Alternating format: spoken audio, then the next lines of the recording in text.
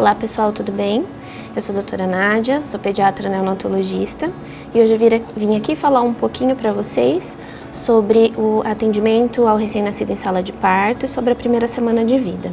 Existem muitas dúvidas, a chegada do bebê gera muita ansiedade, então a gente vai tirar algumas dúvidas para esclarecer algumas coisas.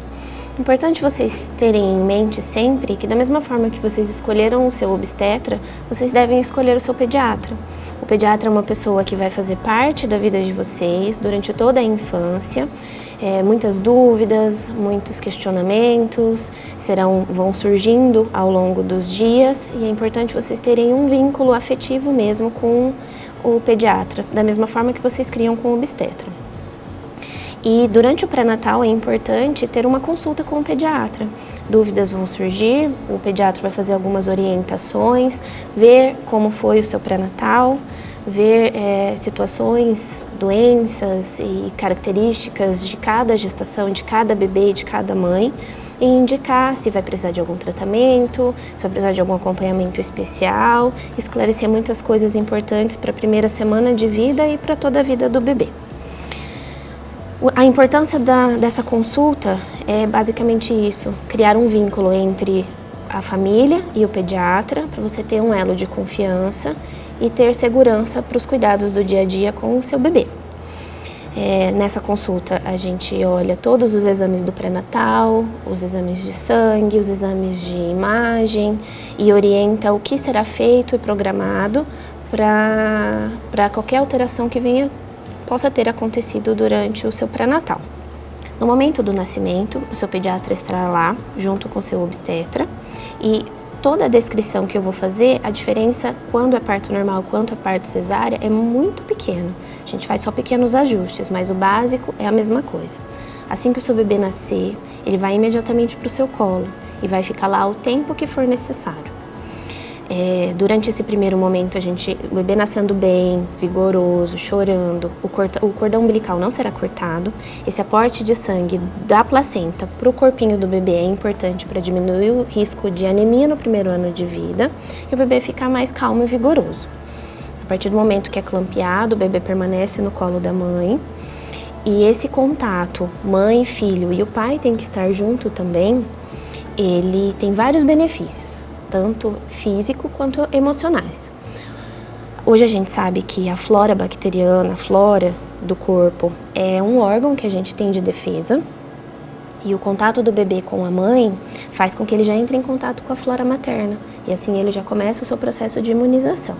Além disso, ele fica em contato com a mãe, sente o cheiro, o vínculo, o contato, o tom de voz da mãe e do pai e ele fica mais calmo e fica um bebê mais relaxado.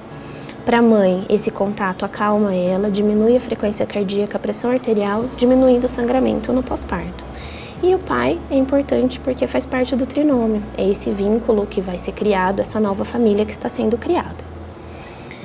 E a gente faz os primeiros cuidados do bebê e o bebê já é amamentado na primeira hora. Pelo mesmo motivo, já entra em contato com o colostro, que tem defesa contra todas as doenças que a mãe teve durante toda a vida dela. O bebê já começa a trabalhar a sucção, melhora as secreções que ele tem na gargantinha, que mamando ele vai acabar engolindo e vai ficar mais tranquilinho.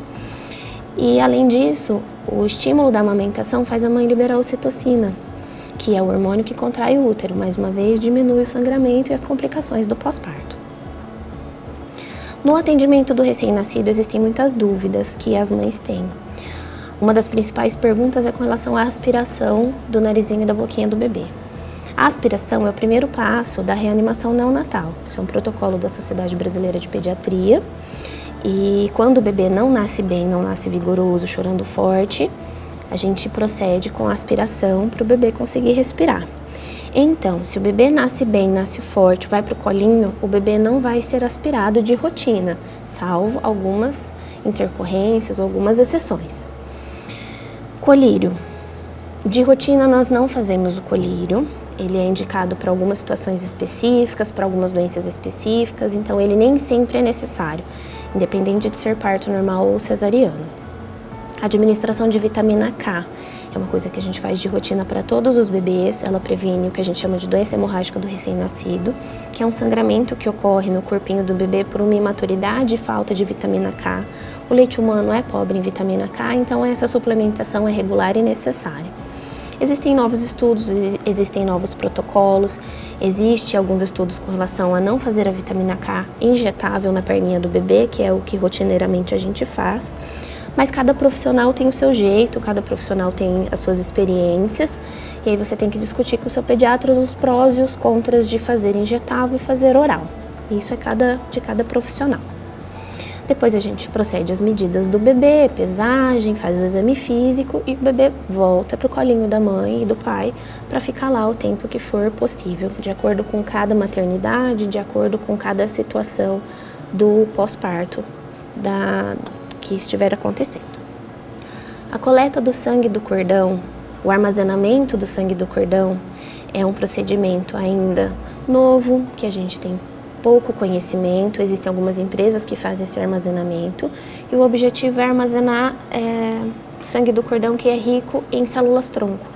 Isso é uma possibilidade de estudos futuros, possibilidade de tratamento de algumas doenças que permitem o uso de células-tronco e é um material 100% compatível com o seu bebê. Então é uma coisa a ser discutido com o obstetra, com o pediatra, existe essa possibilidade, tem muitos estudos ainda para serem realizados, mas tem muitos benefícios que podem ser ponderados. Depois que nascer e que ficar tudo bem, o seu bebê vai ser encaminhado, assim como você, para o alojamento conjunto que a gente fala, que é o quarto onde vocês vão ficar. A observação no alojamento conjunto é de 24 a 48 horas em média, salvo algumas complicações, dificuldade de amamentação, icterícia, infecções, alguma complicação do pós-parto da mãe, mas em geral é de 24 a 48 horas. Nesse período, mãe, bebê e pai ficam juntos no quarto e vão vivenciando as experiências do nascimento e da chegada do bebê. Durante esse período da internação serão realizados alguns testes neonatais. O teste do olhinho é um teste que o pediatra faz com um aparelhinho chamado oftalmoscópio para ver o reflexo vermelho do olhinho, que é o teste básico do olhinho para ver se tem alguma anomalia congênita. Mais para frente é indicado passar por consulta com o oftalmologista para fazer a fundoscopia, que é um teste mais completo para o bebê. Além disso, é feito o teste da linguinha para avaliar a sucção, a amamentação do bebê, se tem algum probleminha com a linguinha ou com o queixinho, com o processo de sucção do bebê. E o teste do coraçãozinho, que é feito, que a gente chama de oximetria de pulso, no bracinho direito e em qualquer outro membro do corpo, para comparar a oxigenação desses dois lugares, para fazer o rastreamento de algumas cardiopatias. Algumas delas, o teste do coraçãozinho dá alterado e a gente já faz o rastreio e é necessário a realização de um ecocardiograma. Não exclui todas as cardiopatias, mas as principais e graves que já começam a manifestar sintomas nas primeiras horas de vida já dão um ótimo rastreio. É feito depois de 24 horas de vida pela enfermeira. E o teste do pezinho, ele deve ser coletado quinto, sétimo dia de vida mais ou menos. Nesse período vocês já estarão de alta, vai ser solicitado o que a gente chama de ambulatorialmente para coletar no laboratório. Demora um pouquinho para ficar pronto e faz o rastreio de algumas doenças congênitas, como anemias, deficiência de hormônios, para fazer um rastreio de doenças graves que já precisam de um segmento. Então, na maternidade ele ainda não é feito, ele vai ser feito depois de uma semana de vida. Nesses 2 dias na maternidade será trabalhado intensamente a amamentação. Importante o posicionamento do bebê, a pega correta, para não causar nenhuma lesão na mama da mãe, para o bebê mamar corretamente, evitar desconfortos para o bebê. E a amamentação é o padrão ouro. O leite humano, o leite materno, é o melhor alimento para o bebê.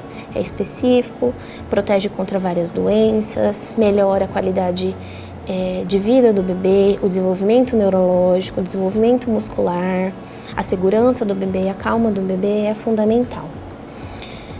A alimentação materna influencia na produção do leite, a mãe precisa comer bem e com qualidade. É muito comum as mães perguntarem no consultório se elas precisam ficar sem comer algum alimento específico durante a amamentação e, de uma maneira geral, não precisa. Existem as indicações de restrição alimentar quando o bebê tem alguma condição especial, que ele tem alguma intolerância, mas de uma forma geral não é necessário fazer nenhuma restrição alimentar. É importante a gente saber que o bebê está sendo nutrido através da mãe. Então a mãe precisa ter uma alimentação saudável, balanceada, equilibrada, para que o bebê receba um leite bem balanceado para não ter nenhum desconforto. A amamentação ela é livre demanda, ou seja, é o tempo todo. E é importante também a mãe lembrar que a amamentação não inclui só a alimentação, inclui várias outras coisas. O peito para o bebê não é só comida, ele é acalento, ele é conforto, ele é calma. Então tudo que estiver incomodando o bebê, um cheiro diferente, a etiqueta da roupinha, uma dorzinha ou a fominha, o bebê vai procurar o peito para ele se acalmar. Então até a mãe entender quando o bebê está procurando conforto e acalento, quando o bebê está procurando comida, demora um pouquinho. Mas isso é importante para o seu bebê fazer uma transição da vida de dentro do útero para fora do útero com calma e tranquilidade. Outra coisa importante, esse processo pode ser demorado, precisa de ajustes do bebê e da mãe algumas vezes. Então a gente tem alguns inimigos na amamentação, sobretudo no primeiro mês de vida, que são os bicos artificiais. Mamadeiras e chupetas são contraindicados, porque vão atrapalhar o processo do bebê ajustar a pega, posicionar e aprender a mamar. E é importante que eles não recebam bicos artificiais nesse período. E hoje a gente tem muitos recursos para ajudar na amamentação. Não existe leite fraco, existe pouco leite que a gente ajusta de várias formas, desde a alimentação da mãe com recursos de fitoterápicos. A gente tem assessorias de amamentação que vão em casa, fazem atendimento, então temos muitos recursos para que essa amamentação ocorra de maneira tranquila e satisfatória. Depois que receberem alta para casa, é importante a rede de apoio. Pai, avós, tias vão ajudar essa família nova que está começando com as primeiras dificuldades da rotina e do dia a dia. É importante criar uma rotina para o bebê. Aos poucos o bebê vai identificando o que é dia, o que é noite, horários de soninho, horários do banho. Então, aos poucos, a família tem que criar rotina de acordo com a realidade de cada família, de acordo com o pediatra vai orientar, para que se crie uma rotina tranquila para o bebê, para que ele cresça de forma saudável. Estamos vivendo em época de pandemia, toda essa socialização cria um pouco de ansiedade, então a gente está pedindo para evitar passeios para ambientes públicos, ter um cuidado redobrado com a higiene das mãos, uso de máscaras e evitar as visitas nesse período. É um período crítico, é um período que está todo mundo desconfortável e aos poucos a gente tem que ter fé que as coisas vão melhorando. Mas é importante saber que tanto a mãe quanto o bebê estão num período frágil e que eles precisam de um cuidado redobrado. Então visitas a locais públicos não são indicados, visitas em casa com uma série de cuidados, com o mínimo de pessoas possíveis e aos poucos as coisas vão melhorando. Quanto à vacinação, na maternidade já pode ser feita as 2 primeiras vacinas. O bebê vai receber no bracinho direito a vacina de BCG, contra formas graves de tuberculose. É uma vacina que não costuma dar efeito colateral e com o tempo ela vai formar uma bolinha vermelha no bracinho que pode formar uma bolinha de pus. E que esse pus vai ser drenado naturalmente, não precisa de nenhum curativo, apenas lavado com água e sabão. E algumas crianças não formam essa cicatriz. Não é necessário mais a revacinação das crianças que não formam essa cicatriz. Outra vacina que recebe na coxinha, é a vacina contra a hepatite B. Ela é feita já na primeira semana de vida também, junto com a BCG, e não costuma dar efeito colateral também. As próximas vacinas serão feitas só com 2 meses. Na consulta, o seu pediatra fará toda a orientação com relação às vacinas. A primeira consulta ao pediatra deve ser feita na primeira semana de vida do bebê. Nós vamos tirar todas as dúvidas que surgirem na rotina da família, avaliar toda a clínica do bebê, ganho de peso, amamentação, cocô, xixi, se está amarelinho, se evoluiu o que a gente chama de icterícia, se precisa fazer algum exame para avaliar isso ou não. E vamos completar o checklist, como eu falei, fazer o pedido do teste do pezinho para ser coletado no laboratório. Bebês que têm alguma outra alteração que foi vista durante o pré-natal, fazer o pedido de algumas coisas que não precisaram ser pedidas na maternidade e fazer todo o acompanhamento. Iniciar a suplementação de vitaminas do bebê. Bebê de rotina a gente suplementa vitamina D durante todo o primeiro e segundo ano de vida, suplementação de ferro só a partir do terceiro mês de vida. E para a mãe de rotina, manter a suplementação do pré-natal, incluindo ômega 3. Ômega 3 é uma gordura importante que ajuda no neurodesenvolvimento do bebê. Enquanto a mãe estiver amamentando, ela suplementa e que esse ômega vai passar pelo leite para suplementar o bebê também. Não precisa dar esse suplemento para o bebê, para ele só a vitamina D mesmo. Como eu sei se o bebê está com cólica ou se está com fome? As cólicas, de uma maneira geral, começam a partir da terceira semana de vida. E elas têm causas diversas. Elas podem ser tanto por uma produção excessiva de gases, que é natural do intestino imaturo do bebê, quanto por movimentações, contrações desritmadas, irregulares do intestino do bebê, que também é natural, é o intestino que está se formando e ainda está imaturo. Como eu falei no começo, é difícil a gente saber quando o bebê quer mamar por um desconforto, por uma dorzinha ou quando ele quer comer. Então, de uma forma geral, no começo vai ser bem difícil você saber se o bebê está demandando o peito por algum desconforto ou porque está com fome. Independente, a amamentação é livre demanda. Existem alguns sinais que a gente sabe que o bebê está com dor. O choro é mais agudo, mais persistente, o bebê dobra as perninhas, ele pode ter distensão abdominal, que é estufar a barriguinha, ficar com desconforto. Existem alguns recursos, medicação, massagem, compressinha morna, para aliviar a barriguinha do bebê. Mas isso dificilmente começa antes de 3 semanas de vida. Toda vez que dou de mamar, é preciso fazer o bebê arrotar? Sempre que o bebê mamar, ele precisa ficar 20 minutinhos com o corpo mais erguido. Não necessariamente ele vai arrotar, mas ele precisa ficar um tempo para fazer o esvaziamento gástrico e diminuir o risco de refluxo. Na verdade, o refluxo é uma coisa fisiológica do bebê. Todo bebê tem por imaturidade dos músculos que fecham o estômago.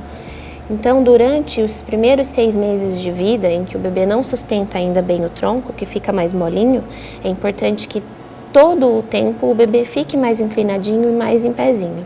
Então, se ele não arrotar, independente, ele fica em pezinho uns 20 minutinhos e depois se mantém inclinado para diminuir o risco de refluxo, causar dor no bebê. E é isso, pessoal. Espero que eu tenha esclarecido algumas dúvidas e até a próxima.